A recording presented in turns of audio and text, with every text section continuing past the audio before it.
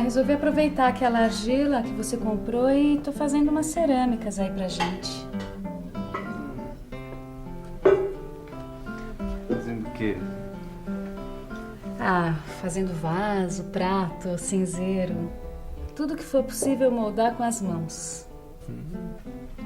Escultura. Esse é o assunto da teleaula de hoje. Na teleaula de hoje você vai ver a presença da escultura no nosso dia a dia e vai conhecer as funções universais da arte da escultura. Legal, hein? E legal mesmo é ficar de olho na nossa teleaula porque ela está começando.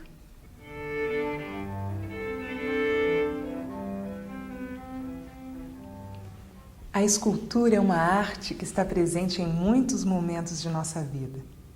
Você vai encontrar esculturas de estátuas de jardim, de santos em igrejas, de caboclos em terreiros de umbanda, de pinguins em geladeira, de bonecos na feira, de estátuas de São Jorge e ex-votos, que são estátuas colocadas nas igrejas em comemoração a uma promessa cumprida.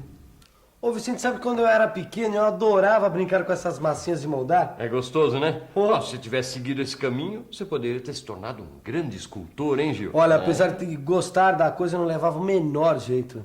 Que isso. Se a pessoa tem uma ideia e tem as mãos, ela pode fazer uma escultura.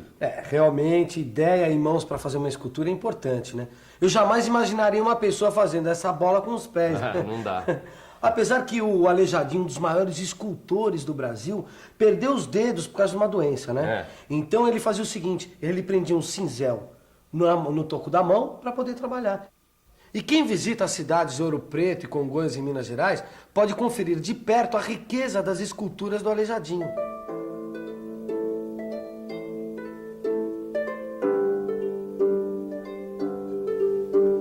Se você prestar atenção, vai ver que existem muitas esculturas espalhadas na sua cidade. Por que você acha que o homem faz esculturas? Acho que para marcar a história, né? Não sei, talvez para expressar uma opinião. Para expor o que ele tem na mente. Coisa que ele não pode extrapolar falando, ele vai fazendo com a mão. Coisas que para ele não tem sentido na cabeça, o que também se ele falar ninguém vai entender, ele tenta transmitir através de escultura.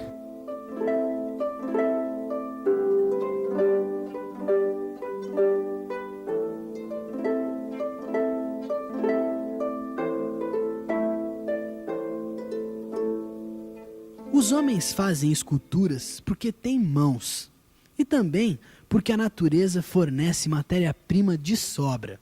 Barro, gesso, madeira, mármore, pedra, sílex e jade. Esses são alguns materiais que os escultores utilizam na execução de uma obra. Essa chama-se As Três Graças, de Victor Brecheret. Ele utilizou terracota, que é um tipo de barro. Michelangelo é fera. Não sei o que seria da Renascença italiana se não fosse ele. Seus quadros e as suas esculturas acabaram virando os modelos das belas artes.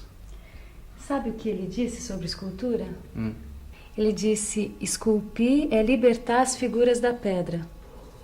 E provou isso, né? Ao libertar de dentro de uma peça retangular de mármore a figura de Davi, o pastor que arrasou o gigante Golias com uma pedrada. Mas a história da escultura começou bem antes do Michelangelo. Os nossos antepassados usavam um tipo de pedra chamado sílex para fazer as facas, que eram super úteis para tirar a carne dos animais. Então os nossos antepassados foram os primeiros escultores da história. Mas depois da faca da Idade da Pedra, a escultura evoluiu muito e o homem passou até a criar obras-primas como a Vênus de Willendorf. Os artistas exageraram suas partes para simbolizar a fecundidade das fêmeas e da terra. Os escultores de hoje em dia usam os materiais que tiverem à mão. Quando eu era menino, no começo deste século, o americano Alexander Calder tinha a mania de pegar barbantes, latas e rolhas pela rua. Acabou se tornando um famoso escultor. Essa é uma de suas obras, o Grande Mobile Branco, de 1948. Hoje, seus trabalhos caracterizados pelos movimentos das peças correm o mundo.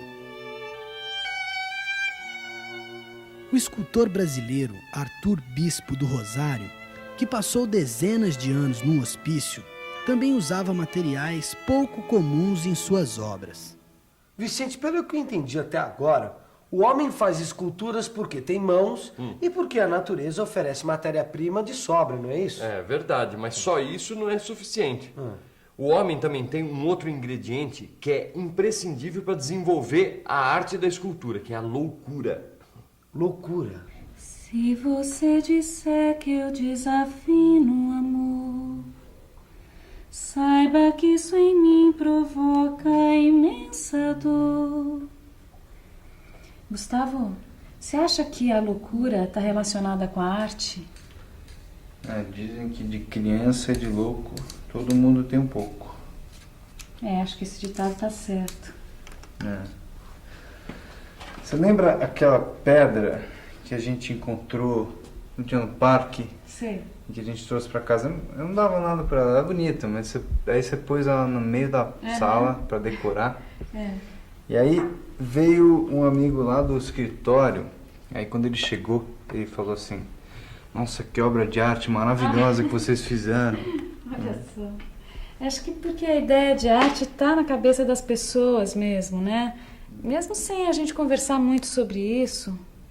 Eu acho que os artistas são os loucos que a gente precisa para servir a gente de uma ração de loucura. Uma ração que a gente realmente precisa. Bom, então até agora a gente viu que o homem faz escultura porque tem mãos, porque sobram materiais e porque somos um pouco loucos. Será que falta ainda algum ingrediente para se fazer uma obra de arte? Vamos pensar um pouco. Vamos pensar um pouco. Deixa eu ver. Fazemos esculturas porque temos mão, sobram materiais e somos loucos. Fazemos esculturas também porque não queremos morrer. Somos uma imagem, um cheiro, um som de voz, um amor para quem nos ama e um ódio para quem nos odeia. Só que depois de mortos, tudo isso desaparece. Nos esquecem. E como é que o senhor faz para matar a saudade de alguém que já morreu? Só ir do cemitério, né? As fotos e fora isso as lembranças das coisas boas que aquela pessoa fez pela gente, né? Escultura, pintura, memória, mente. Atualmente, nós temos a fotografia para imortalizar a nossa imagem, mas antigamente a coisa era mais complicada. Por isso, os grandes homens do passado, que tinham poder e dinheiro, encomendavam estátuas de pedra, mármore, bronze ou aço. Para imortalizar sua imagem, o faraó Khefren mandou que o retratassem numa esfinge, há 6.000 anos atrás. Até agora, a esfinge só perdeu o nariz. O escultor francês Rodin também venceu a lei do esquecimento. Por onde passam, suas obras atraem milhares de pessoas, principalmente a escultura O Pensador. Nesta obra, quase podemos ver o sangue correr pelas veias da escultura. Sabe, Vicente, eu cheguei à conclusão que a escultura é uma arte sempre presente na vida do homem. Isso é verdade. O homem pode viver num pequeno sítio ou numa grande cidade como o Rio de Janeiro, que ele sempre vai viver cercado de esculturas, inclusive para se comunicar com outro mundo. Outro mundo?